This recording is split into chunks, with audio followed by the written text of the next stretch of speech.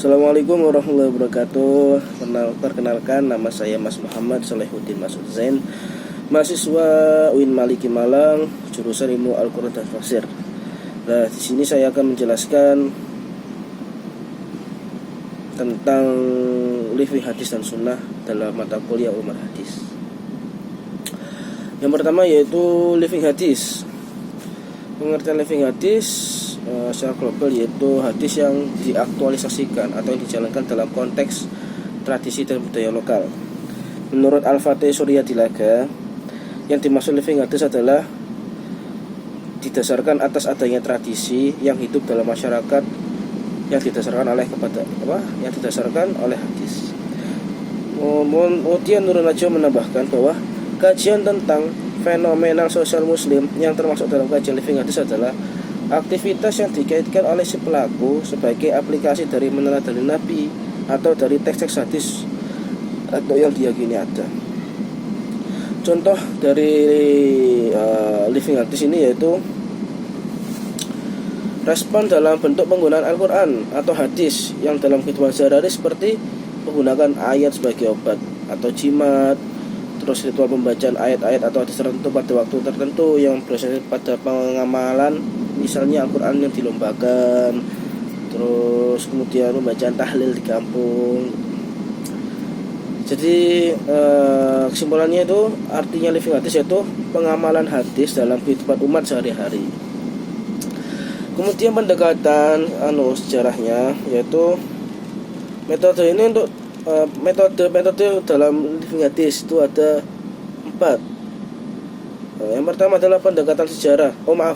Ada 2. Yang pertama yaitu pendekatan sejarah. Metode ini digunakan untuk menguji otentitas atau kesahihan sumber dokumen atau yang dimaksud itu hadis, baik dari segi sanad maupun matan hadis. Tujuannya adalah untuk mengetahui sejarah hadisnya turun dan asbabul wurudnya. Kemudian pendekatan sejarah ini mengurangi subjektivitas penafsiran Al-Quran maupun hadis, karena pemahaman yang mengabaikan historisitas akan cenderung mengarah kepada otoritarisme atau radikalis. Kemudian yang kedua adalah pendekatan sosial dan antropologi. Pendekatan sosial mengkaji praktek-praktek keagamaan untuk membuktikan hubungannya dengan interaksi struktur ideologi kelas dan perbedaan kelompok, yang dengan ini semua masyarakat bisa terbentuk. Objek penelitian agama dalam pendekatan sosial adalah kelompok dan lembaga keagamaan, pembentukannya, kegiatan, pemeliharaan dan pembubarannya, perilaku individu dalam kelompok tersebut yang mempengaruhi status keagamaan dan perilaku ritual, konflik antar kelompok.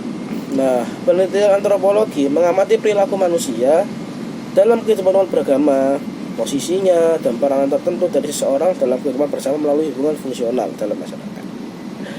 Perilaku yang dapat diteliti terkait dengan kehidupan keagamaan adalah simbol-simbol keagamaan yang terwujud dalam tindakan seperti doa, baca kurban, mitos, simbol, kepercayaan berhubungan dengan yang suci, makhluk supranatural dan sebagainya. Kemudian kita masuk ke pengertian living sunnah, yaitu living sunnah yaitu teladan Nabi Muhammad SAW yang telah diaktualisasikan oleh sahabat dan Nabi menjadi praktek keseharian mereka. Nah, jadi living sunnah ini adalah pemraktekan hadis Nabi yang dilakukan oleh sahabat dan tabi'in. Aslinya itu living sunnah dengan living hadis itu sama-sama saja. Yang membedakan hanya waktunya saja. Kalau living sunnah itu pengaktualisasiannya pada zaman sahabat atau tabi'in. Kemudian living hadis itu katanya diverbalisasi, kemudian pelaksanaannya itu pada zaman kita, yaitu pada masyarakat yang mengasuh masyarakat. Living sunnah ini contohnya living sunnah yaitu tentang harta rampasan perang.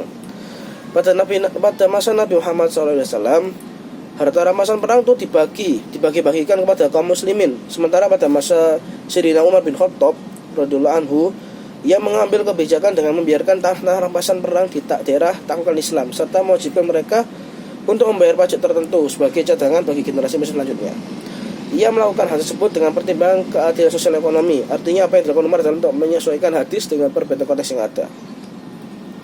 Dari sini dapat ditarik kesimpulan, jika terdapat pertanyaan apa perbedaan manhaj hadis dengan living hadis, titik perbedaannya adalah pada teks dan praktik. Jika manhaj hadis adalah lebih turun pada teks, living hadis adalah praktik yang terjadi di masyarakat.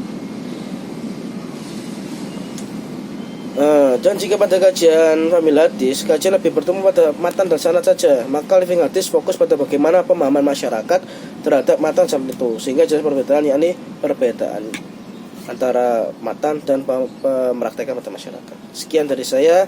Wassalamualaikum warahmatullahi wabarakatuh.